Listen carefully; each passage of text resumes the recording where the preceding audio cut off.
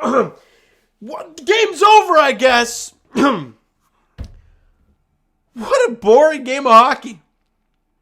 Albeit the Leafs do come out on the winning side of it. 2-1 overtime winners.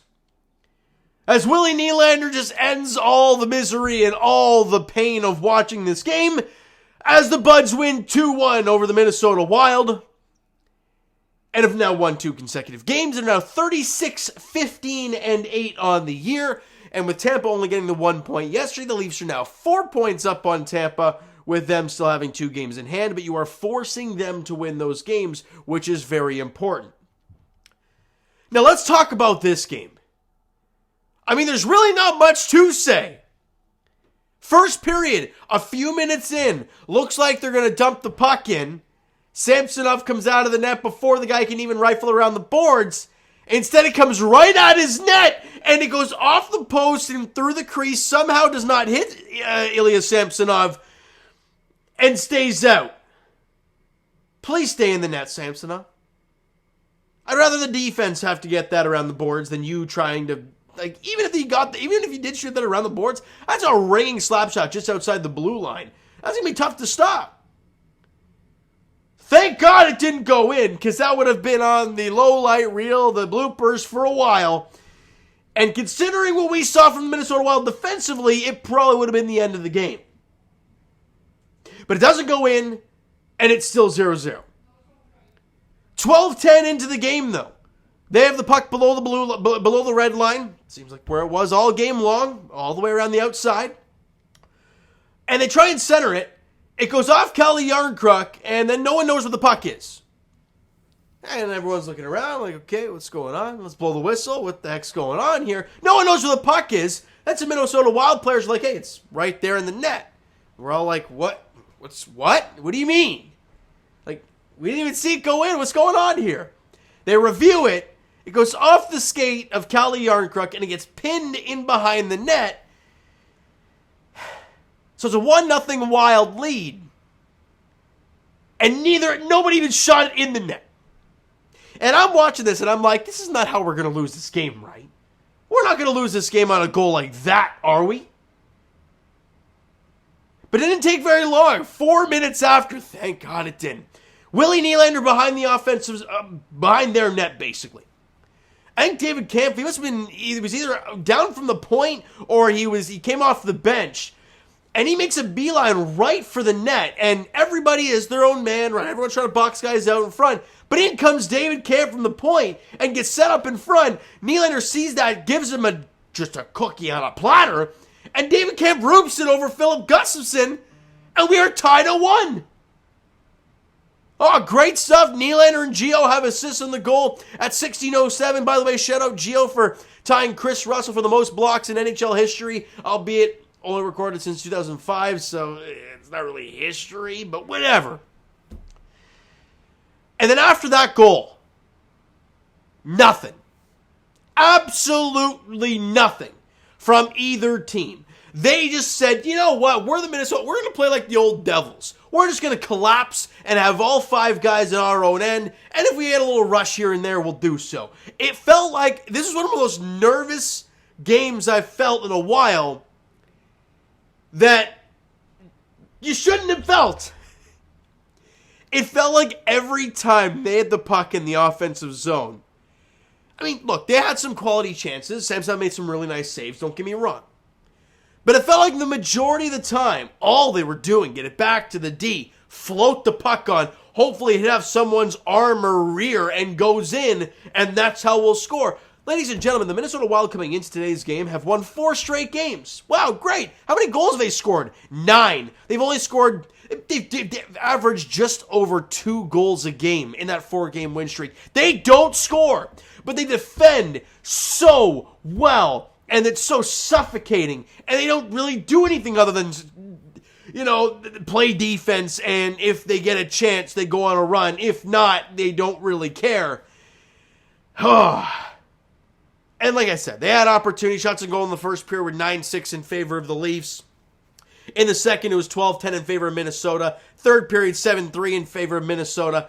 It was just a boring game right from start to finish. Look, if you're one of those guys that loves defensive hockey, loves the fine tunes of the game, sure, you must have loved that. But we just went from watching that Buffalo contest where it was 6-3, we scored 3 goals in like 10 minutes, and it was bonkers. It was so great, to this.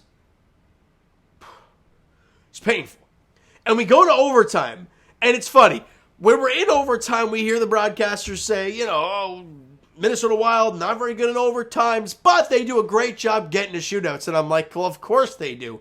They can't score very much, and they defend like crazy. So it makes sense why it all just goes to the damn skills comp, the shootout.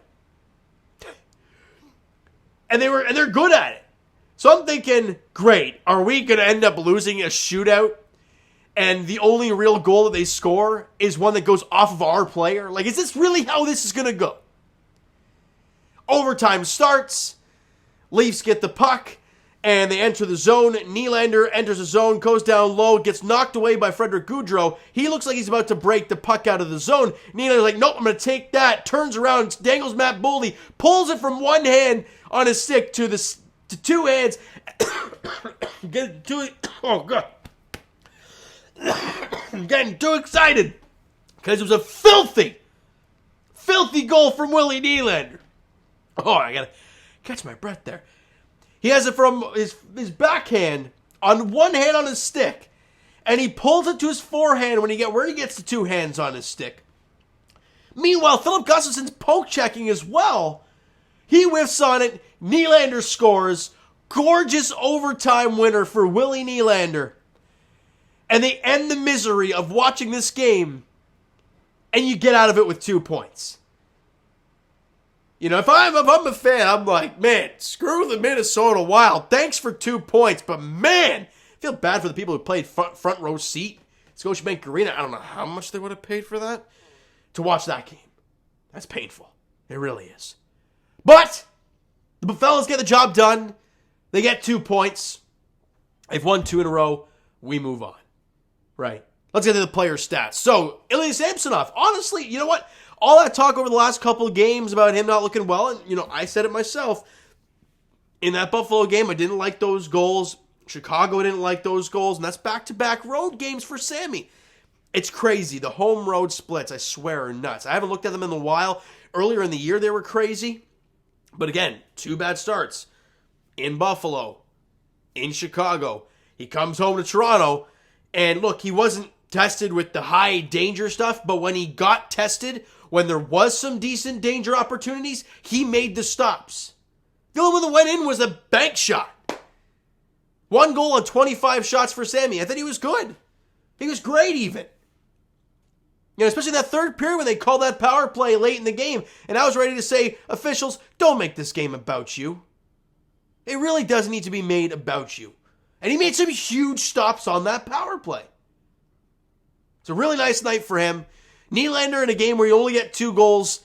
He had a goal and an assist, had a 2-point night, set up the first one from David Kampf, and obviously gets the unassisted goal at 1:05 at the overtime frame. What a night for Willie Nylander. And, man, they needed that.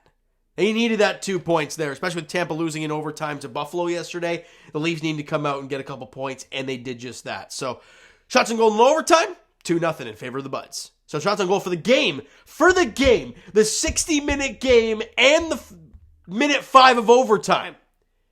25-24 in shots. It's just so boring. It's crazy. Special teams wise, they were 0 for 1 on their power play. Shockingly, they have the 8th best power play. I was baffled when I saw that. Leafs were 0 for 2 on their power plays. I mean, we've heard, if you watch the game, I don't know how many times you heard about how their penalty kill has been phenomenal, and you saw why. Look, nothing against Minnesota. They played great. They're an incredibly good defensive hockey team without Jonas Brodin as well. But my goodness, it's painful to watch. As a Wild fan, if I was a Wild fan and you want to see some offense, good luck with that. Other than that one line of Kaprizov, Zuccarello, and was it Hartman? He had nothing.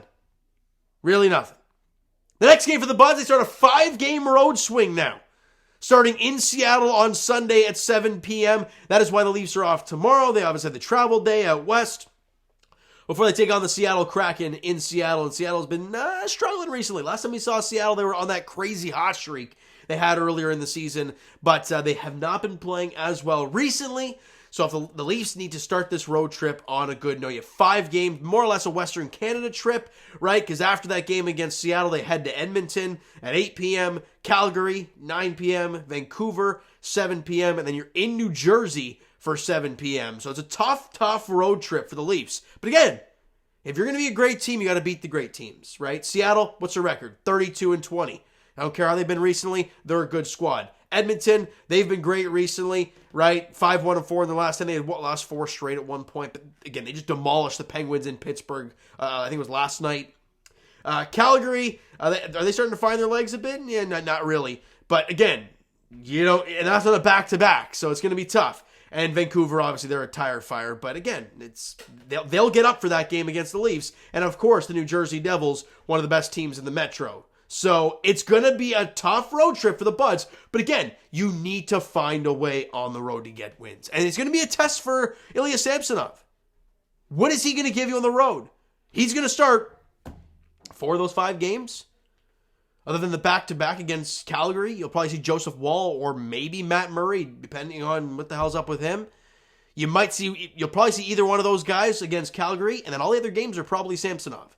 He'll have Jersey in Jersey. He'll have not Minnesota. God, they're in my head now. Edmonton and Edmonton. He'll have Vancouver in Vancouver, and he'll probably have Seattle on Sunday. It's going to be a test for the kid. Let's see what he does. All right, so guys, that is going to do it for this one. If you enjoyed the video and getting a win tonight, no matter how grimy it was, smack that like button. Do appreciate it. Hit the subscribe button. You guys not already, comment down below your thoughts on the video, thoughts on the game. Would you like, would you not like from today's game for the Toronto Maple Leafs? The Twitter and Instagram links are down below. So follow up, send me a DM, guys, all that great stuff. The Discord link is down below as well, so follow up there if you guys have not done so already. And I will talk to you guys, Raptors edition, tomorrow, I guess late afternoon. They start noon tip-off as they're in Detroit taking on the Pistons. They're about to play the first night of a back-to-back. They got Cleveland on Sunday. Look, these are 2 really important games because Cleveland, I think they're losing tonight to Atlanta. If they lose another one, starting to fall a little bit, and then you hit the road, you beat them maybe. I don't know. We've had their number this year, but if you get Detroit tomorrow, it's important to win that game. I don't want to say comfortably, but you don't want to make it a high-stress game because then you got to go to Cleveland playing a good team, right? So it's going to be tough, but they play Detroit tomorrow, noon in Detroit. And as for the Leafs, we talked about they're back in action on Sunday as they're in Seattle taking on the Kraken. 7 p.m. puck drop there, looking to start the West Coast road trip on a good note. All right, so thank you guys so much for listening and watching. I hope you enjoyed the video and the W this evening. We'll talk to you guys then.